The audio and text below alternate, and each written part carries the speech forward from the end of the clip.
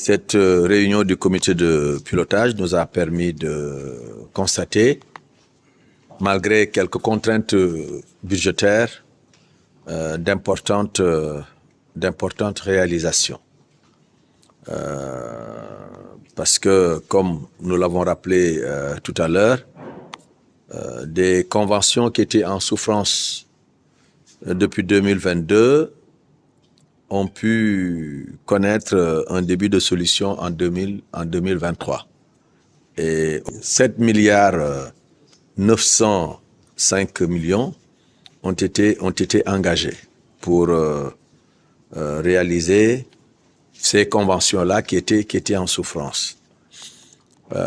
Et de même, plus d'une centaine de nouvelles notifications ont été faites pour un montant qui tourne autour de 3 milliards 475 millions.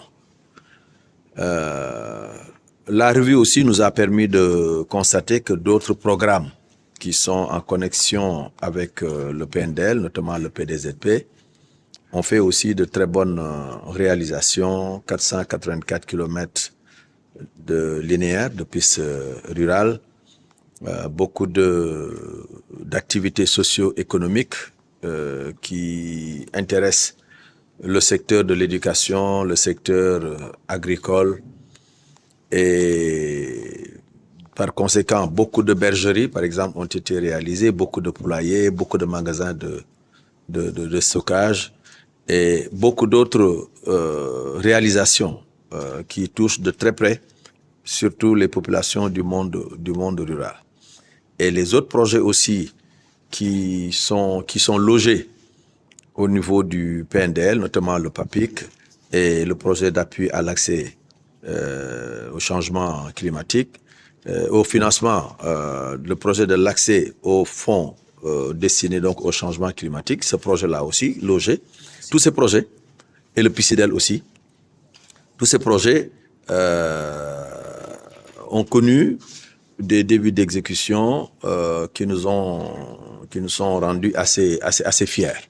Donc, c'est vous dire que dans l'ensemble, le PNDL et l'ensemble des projets qui le composent s'est bien comporté durant l'année 2023. Et nous pensons que pour l'année 2024, tenant compte de ce que nous avons dit, surtout sur les contraintes budgétaires, nous allons vers des perspectives beaucoup plus heureuses.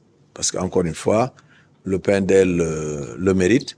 Et tout à l'heure, les membres du comité de pilotage vont discuter des actions à entreprendre et à mettre en place pour une bonne marche du programme. Je crois que vous avez raison de dire que le président Macky Sall attache une importance capitale à l'équité territoriale. Et c'est la raison pour laquelle d'ailleurs il a mis en œuvre beaucoup de programmes, le PNDL, le PUDC, le PUMA et d'autres structures qui interviennent pour rattraper les retards qui avaient été constatés dans certaines collectivités territoriales. Et dans ce cadre-là, le PACASEN urbain a été une réussite totale.